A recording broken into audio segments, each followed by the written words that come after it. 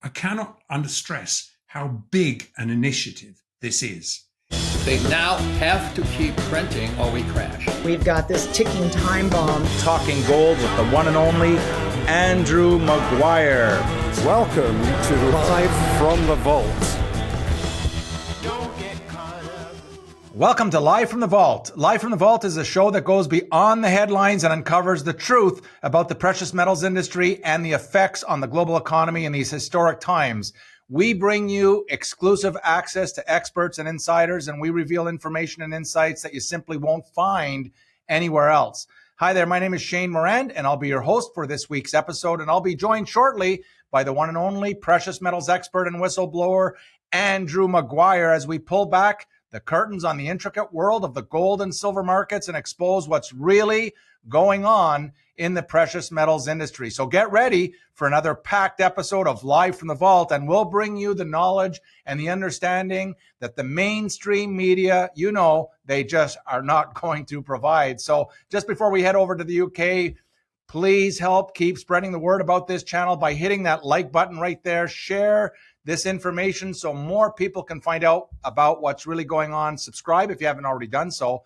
And, this really helps the channel grow. And if you click on that bell right there, the black one, we will notify you as each episode goes live so you don't miss a thing. And with that, let's head over to the UK and talking gold with Andrew Maguire. Hey, Andrew, when we recorded the episode only 2 weeks ago, on the 13th of November, you assessed the useful fool speculators driving up the 2-week sell-off had been sufficiently rinsed. You remember you said it was sufficiently rinsed and to force a physically driven minimum $150 retracement rally. Now, the very next day, it was on the 14th, gold bottomed, followed by a 182-week rally into last Friday. And now this week has already begun with another smaller pullback. So can you provide our subscribers with an update on what you're expecting this time here? Yeah, thanks, Shane. Nice to see you and great to be with everyone again. Yeah, let's get to it.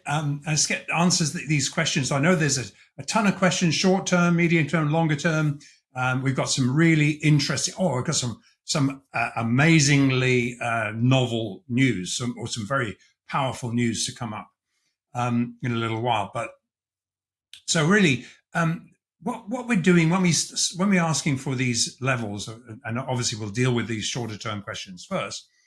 What this is really an ongoing wholesale market assessment of where the inflection point is into where an increasingly illiquid Western-facing paper gold and silver market pitches up against the increasingly liquid global South facing physical markets. Now, we've simply been tracking this we've been tracking by stealth gold price revaluation process, which is evident by the series of higher central banks underpinned physical stairsteps is really revealing the Fed's weakening gold price suppression hand.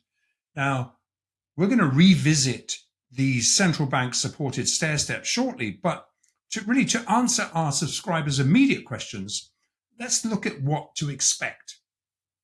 Now, well, here we are again, just exiting the last options gaming of the year. And remember, options gaming is where a massive amount of derivative bets that are basically only underpinned by 4% of value of what they're controlling, or even less in options.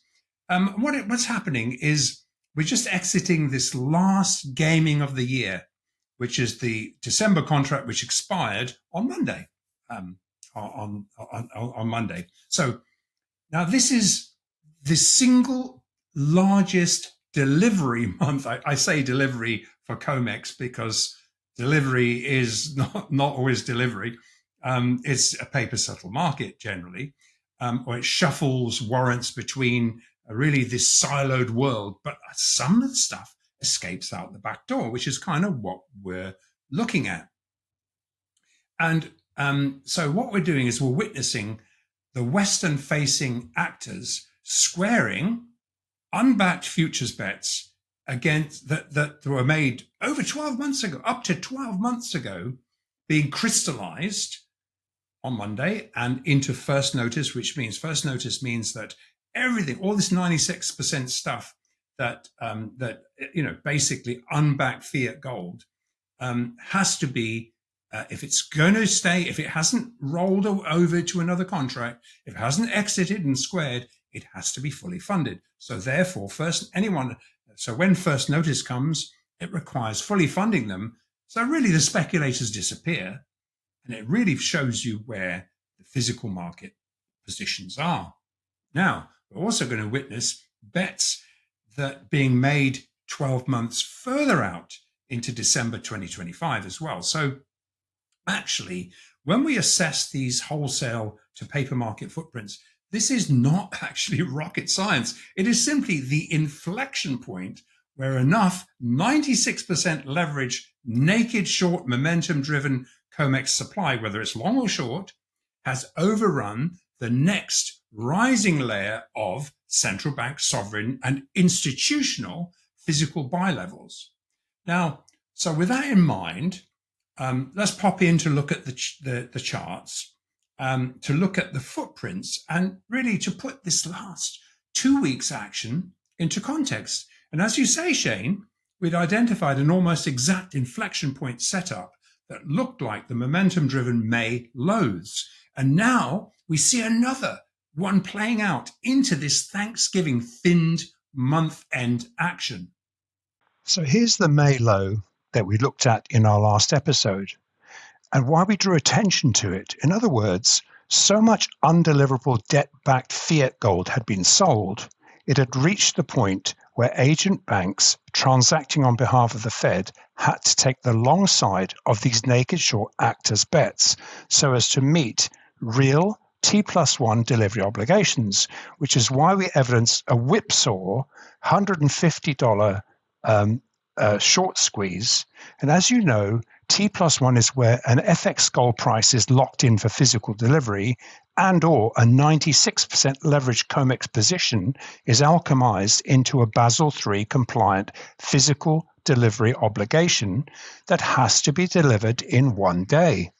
So now this brings us to the 14th of November overshoot of the waiting central bank bids at the physically backed spot 25.50 level. Now, it guaranteed a race for these agent bank insiders to buy back the Fed's short bets against gold to meet these physical delivery demands. And it was inevitable we would evidence exactly the same bullish inflection point once again, just like we looked at in May, driven by insiders buying gold to hedge this upcoming very large physical delivery exposure. So let's first step through this month's wash and rinse footprints, then look at the drivers that continue to affirm the current series of central bank supported, sequentially higher gold physically supported stair steps, into which there has actually been some very notable developments out of Beijing, which we're going to look at in more detail shortly, and is the reason I have marked this November low in blue, because this marks the next underpinned stealthy PBOC gold revaluation stair step not seen since the 1st of March launch of the Shanghai Futures Exchange. Now, we're recording this episode on Wednesday the 27th, and as per today's meetings with our well-connected first-tier liquidity providers and our bullion bank contacts, from a paper to physical market perspective, their aggregated assessments conclude that by the end of the fourth quarter, physical gold will require a $3,000 handle. Now, to elicit enough fully paid for wholesale supply to meet an immediate overhang of central bank, sovereign, and institutional demand. Now, while this seems like a stretch with only 5 weeks left into the end of the year, the huge growing overhang of 96% leveraged COMEX positions backing these as yet undelivered, fully paid for NSFR compliant T+1 delivery obligations need to be squared before a crippling COMEX force majeure delivery default is called by the self-regulated CME casino. Now, while these tail-wagging-the-dog synthetically derived COMEX futures prices serve to manage long-standing bets siloed inside the bearishly constructed 96% leverage multi-billion-dollar derivative markets, as we regularly evidence into options expiries playing out, and this is where options, by no coincidence, closed on Monday. And obviously, this then takes a few days to play out as gold moves into first notice, which is when it has to be fully funded. So essentially, what this does is these debt backed by debt fiat gold prices, tail wagging the dog prices, heavily influence and effectively dilute the real NSFR compliant deliverable global FX over-the-counter gold price. All well and good before the physical markets began to be settled in the unleveraged global south physical exchanges. Now these gamed casino efforts to protect undeliverable derivative bets are grossly backfiring. Now we just happen to be recording this between the AM and the PM fix, and we've just seen some news, and basically there's a news dump today because of the Thanksgiving holiday tomorrow, and you'll be getting this episode on Friday, the day after the Thanksgiving holiday. So essentially, what we've just constructively seen, and this is more for the traders, into this sell-off, the open interest, in other words, the chips out there, have actually contracted to 481,000, closely mirroring the 14th of November here, open interest levels as gold at gold futures 25.4150. So this two-way rinse has actually seen a lot of these speculators dumped out at a much higher price. Now, this is the rising paper to physical battle line we've been tracking, namely the price debt-backed fiat gold is fully funded, meaning a 96% chargeback is made to convert leveraged fiat gold into real bullion. And this bullion is able to be whisked out of the EFP backdoor, the exchange for physical backdoor. We've talked about it before. It's then alchemized into a Basel III first-tier asset on a one-way journey into physically settled exchanges outside the reach of the increasingly weak-handed Fed, who are left with two choices. One is to shuffle the 96% bill to fund these positions into the Fed's ever-increasing Fed debt pile, or to go to market to buy the bullion at the market price. And obviously, when you come to market to buy at market, you're driving the price higher. Now, we've seen both. And as we looked at in our last episode, the physical they borrowed from the Bank of International Settlements site account had to be paid back by buying the gold back at market into all-time highs. And if you remember, this is where we saw the BIS levels constantly. They borrowed gold all the way back down here, and they had to, as it rose and rose and rose, as these borrowings rose, they had to pay them back at higher prices. In fact, into all-time highs, with the balance cash settled and added to the Fed's debt pile into increasingly higher, as I say, physically settled prices. Now, we looked at this in detail in our last episode, benchmarking the Shanghai Futures Exchange ignition point at 2047. They had borrowed 68 tons then. And then in these futile monthly attempts to increase borrowings to cap gold, I mean borrowing physical from the BIS, into an unstoppable physical rally. So by the end of August, they had borrowed 157 tons. Now, we looked in detail as how borrowing this physical gold from the BIS site account backfired on them. As I say, and they were forced to buy back these underwater naked short bets at higher prices. And now, obviously, we've seen some little bit of retracement here, but they are covering. So in summary, the Fed is stealthily short covering into a gold price revaluation reset. Now, while the Fed has opportunistically used the dollar index rally, what we call the Trump trade, to be able to wash and rinse out these non-sticky, naked long 96% leveraged CTAs, which we looked at on the charts, with the liquidity providers really assessing that these directional traders have rotated their longs into Bitcoin. We looked at that last time. It was pretty clear. And the naked short momentum traders added gold shorts. They were selling gold to buy it in the hope of buying it back lower at a lower price later, into this race out by these CTAs that were basically racing out of gold into Bitcoin. That created a downstride, obviously an air pocket, which the insiders really took advantage of. And what it did was suck in the momentums. Now, momentums don't like sideways action. They need a direction. They don't care if it's long or short. They're never going to take delivery, and they're going to be wrong at both ends.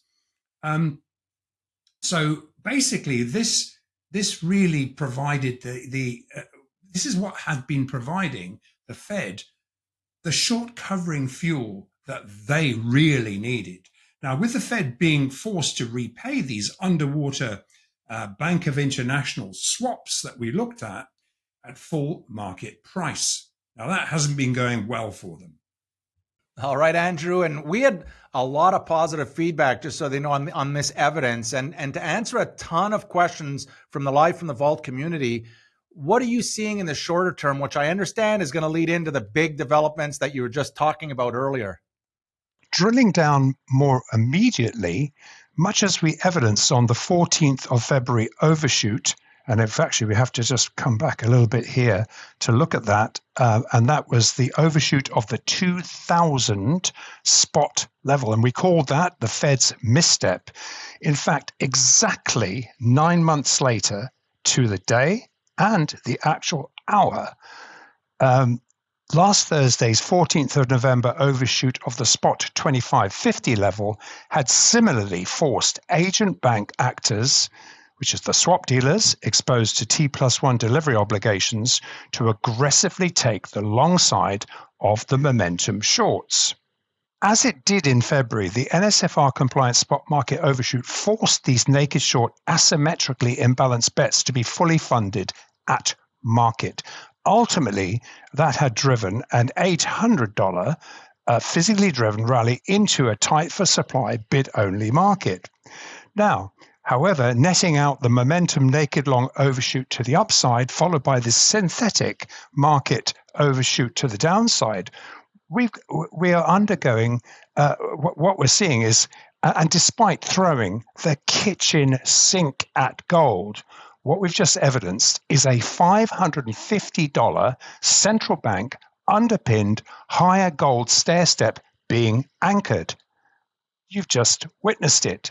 So in summary, exactly 9 months from the day after the February miscalculation, footprints revealed that the Fed had once again grossly misjudged and induced naked short momentum-driven 96% leverage overshoot of the massive central bank bids at spot 2550, and the piper still has to get paid.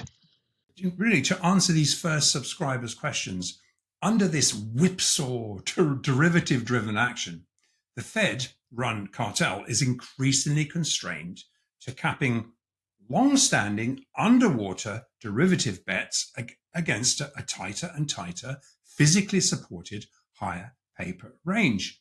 Now, because the Fed-driven bets against gold heavily influences the global price of gold, into this tail wagging the dog action, they dare not uncover competing central bank sovereign physical delivery obligations that cannot actually be offset against the paper market speculators controlling 75% of all the open interest casino chips. Well, open interest being casino chips. Now, much as we evidenced into the February overshoot of The central bank bids that we just looked at, liquidity providers assess net of what officials have been able to offset this time in the paper markets, the remaining overhang of as yet undelivered 96% leverage supply is naked short and has to be sourced and fully funded at market. Now, Andrew, can you expand on the PBOC's initiative? And you were saying to drive up the price of gold. Yeah, Shane, wrong-footed officials have really once again been snookered by the PBOC. Beijing has just launched a brand new conduit designed to suck in hundreds of tons of Western underpriced bullion to flow into China's industrial base, where it can, with a click of a keystroke, ultimately be weaponized to hedge against a financial or an increasingly likely military war. Now we're seeing potential very large tariffs. We're looking at a very tenuous sort of situation over Taiwan, and a lot of threats. And in fact, we've seen the US really openly preparing for war with China. It cannot be ignored, as well as with Russia. Now, much as the strategically timed launch of the Shanghai Futures Exchange blindsided traders betting against gold, the stealthy BRICS-related initiative to attract more Western priced gold and silver into China, and I say silver too, by no coincidence confluences with the anticipated options-related paper gold sell-off. We just looked at it on the charts. Now, the PBOC relaxed Shanghai Gold Exchange rules to allow smaller firms to trade smaller volumes on the SGE physical exchange. Now, I cannot understress how big an initiative this is. It's completely unfactored into current supply-demand assessments. In fact, liquidity providers expect it's going to force physical prices over $500 per ounce higher by the end of the first quarter of 2025. It's going to force silver to break out into all-time highs, and this is not guesswork. It is simply a matter of looking at the supply-demand fundamentals and the inability to settle it in the paper markets. Now, to give an idea of scale, there are 55 million. This is not typos. 55 million small and medium-sized enterprises, what they call the SMEs, this is really designed to capture, and they contribute. To give that idea of scale, 50% of all the tax revenue. They produce 60% of all the GDP. They're 70% of technological innovation, and actually a massive 80% of urban employment. Now, these firms are turning, just to give you an idea of scale, on the kind of scale this is. And in fact, the March 2024 published data indicates the number of newly registered enterprises in China reached an average of 23,800 per day. That's not a typo again. This is massive. Now, the scale of this starts to filter in. Now, while the Shanghai Futures Exchange launch was viewed as speculative and everyone was saying, oh, this is just speculative, and it was wrongly interpreted as fickle.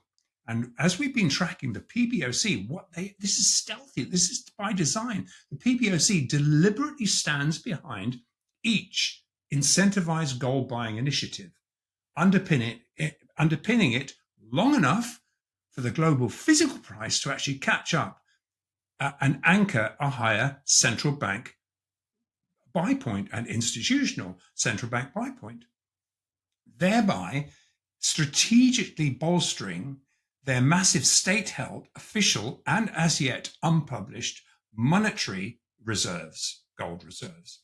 Now, the undertaking to protect CNY gold buyers, that's been in place since 2010. We've looked at it before. It led to the PBOC flywheeling, managing the Chinese-facing CNY gold price, sometimes stepping in to tighten up this CNY gold price to ensure that, like tightening supply to flywheel and just to create a consistent premium to Western price gold. Sometimes it's been as high as $150 odd per ounce over the LBMA gold fixed prices from time to time.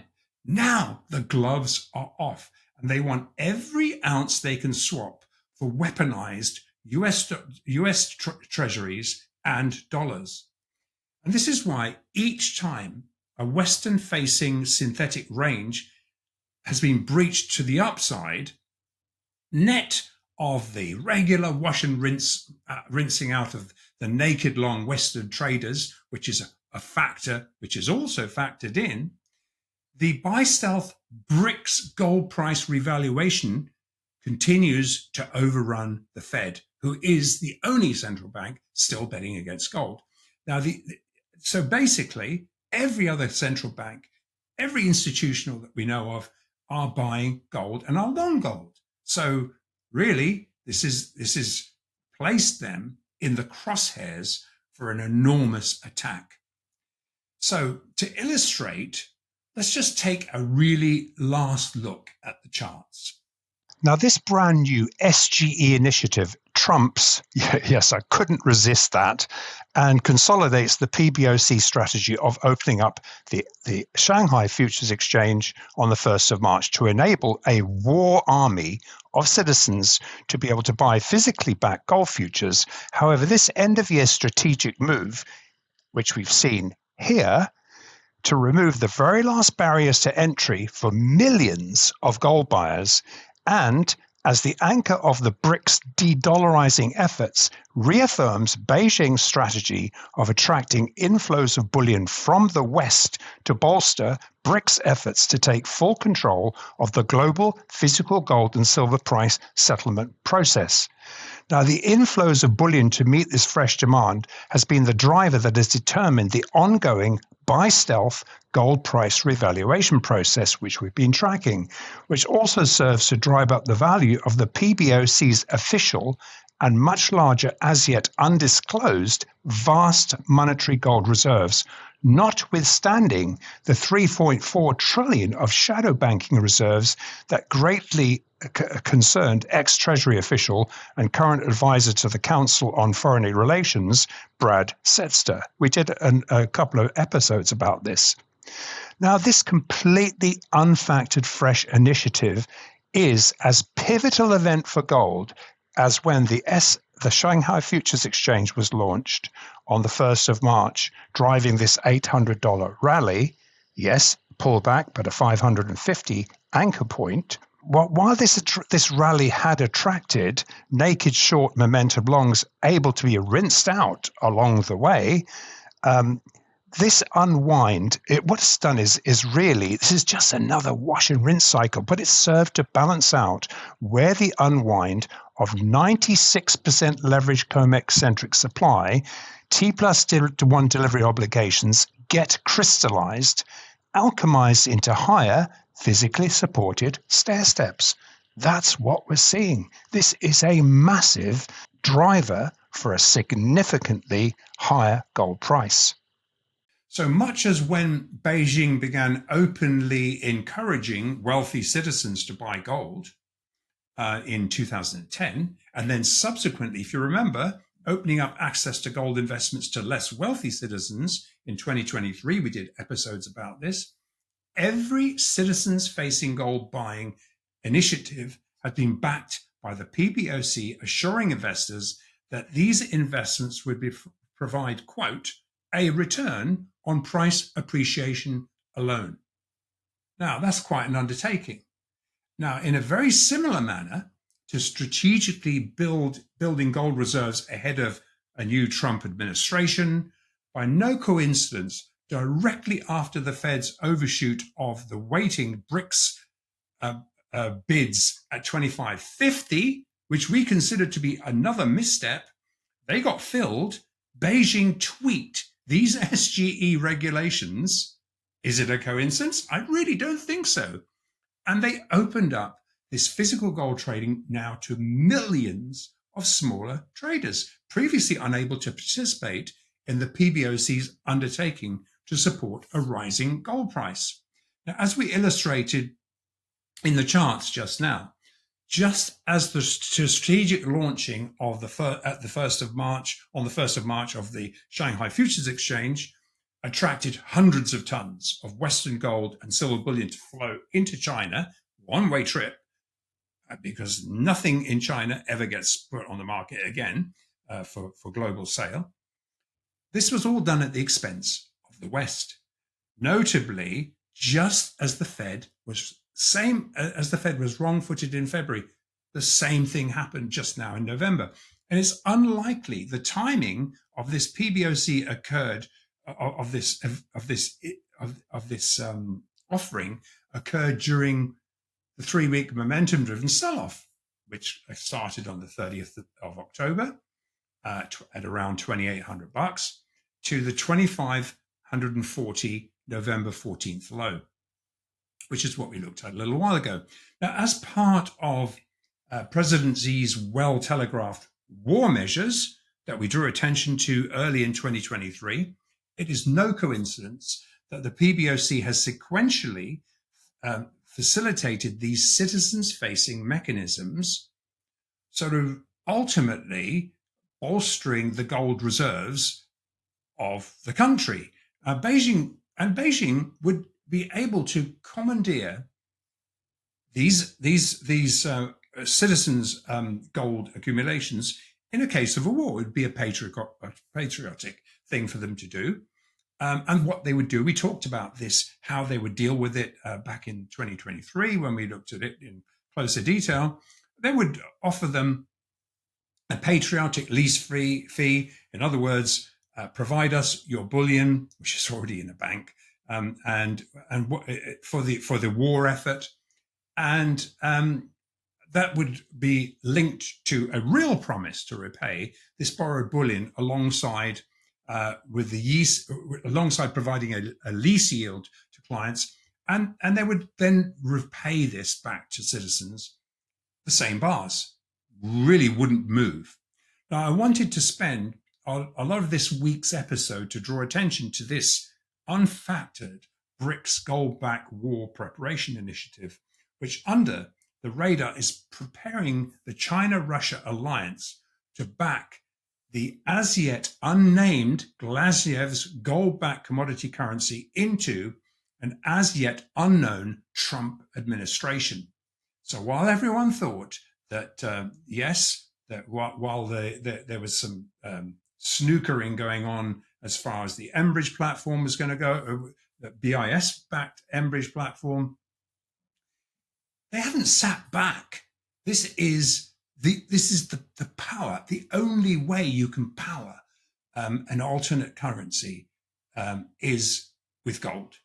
And so along the way, so into the buy stealth, BRICS-driven gold price revaluation process, which is ongoing, each of the synthetic to physical market higher stair steps have been anchored following a series of healthy wash and rinse cycles, flushing out and cleansing the 75% momentum driven, these pillar to post naked long and short froth as it comes in and out. And we've just witnessed one.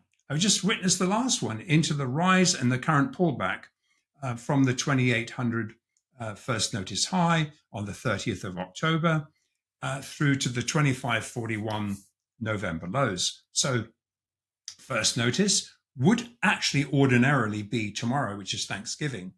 But clearly that's a holiday. It'll be so illiquid. We actually feel that they're actually now undertaking to cover those positions now, or a day ahead of time. Now, what's becoming clearer, though, is that China has, through their secretive shadow banking operations, they've been stealthily converting a large percentage of the hidden over 3 trillion of largely dollar foreign exchange holdings into physical gold. Now, once this is ultimately revealed, the price of gold will far exceed our liquidity provider's 3,000 per ounce 2024 estimate, likely placing this as a floor to rally off. Now, if it is needed to be invoked, the nuclear option is for the Sino-Russian alliance to openly revalue their gold reserves, which, to avoid a related interconnected currency breakdown in the other global foreign exchange crosses, would trigger every other global central bank to also have to revalue their central bank gold reserves, a process that could be done really with a click of a mouse. And again, we've done episodes in more detail of how that works. So basically, in summary, the cartel is increasingly constrained into a tighter and tighter physically supported paper range. They dare not uncover really competing, rising central bank delivery obligations they just cannot offset in the paper market. And that's pretty much what we're witnessing now.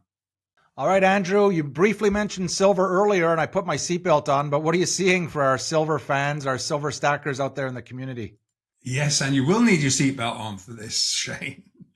Obviously, the problem with silver is, unlike gold, it's not yet been formally reclassified as a first-tier asset class, which it really is.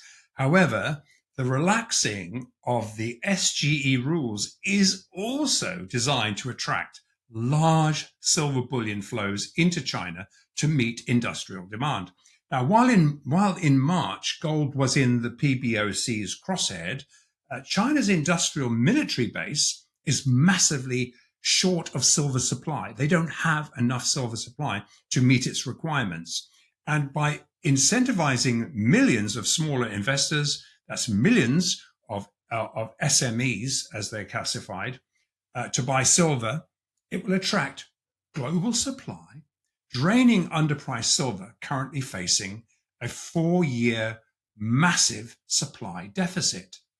Now, while there is a commodity element to silver, silver is classified as money, which is why, unlike a commodity, it trades as a foreign exchange cross, where you're long silver, short the dollar, or long gold, short silver. It's one way or the other, or euro, or pound, or whatever it might be.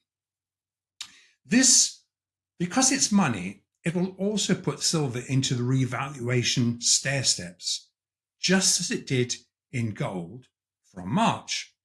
So at the margin, this fresh demand will be the next catalyst to drive a series of further higher physically driven stair steps, this time also revaluing silver. This will begin to bullishly impact the current bearishly skewed option structures which we've just experienced, which are so divergent from the real true supply-demand fundamentals that really is why people scratch their heads and look, how can it possibly? Yes, okay, there was support at $30, but goodness me, I mean, silver should be in excess of 50. Now, we've not seen actually a real supply-demand silver price since silver was fractionalized and diluted to be traded on the COMEX over 50 years ago. With silver being sucked out of above ground stocks into a 4-year supply deficit now, what is that price? No one exactly knows, but every well-connected liquidity provider that we face say it has to be a 3-figure price. It has to be. That's why every single bullion bank is long both gold and silver for their own book. We see this SGE incentive as the pivotal inflection point for silver's real physical price to emerge. So I guess, guys, really, the only question that remains is how much physical gold and silver do you actually own? All right. Thank you, Andrew Maguire, for talking gold. And remember, to our growing Live from the Vault community, buy physical make sure it's backed 1-to-1 and understand the difference between what Andy calls the casino paper gold and silver markets and the actual physical gold and silver markets. They're not the same, and don't be fooled. So there you have it. That's all we have for you today on another, I believe, fascinating episode of Live from the Vault. Please keep help spreading the word about this channel by hitting that like button. If you haven't already done so, hit the like button right now. Share this information so other people can find out about the channel, and subscribe if you haven't already subscribed, and click on the black bell right there and we'll notify you as each episode goes live. And with that, we'll see you right here next time on Live from the Vault. See you then.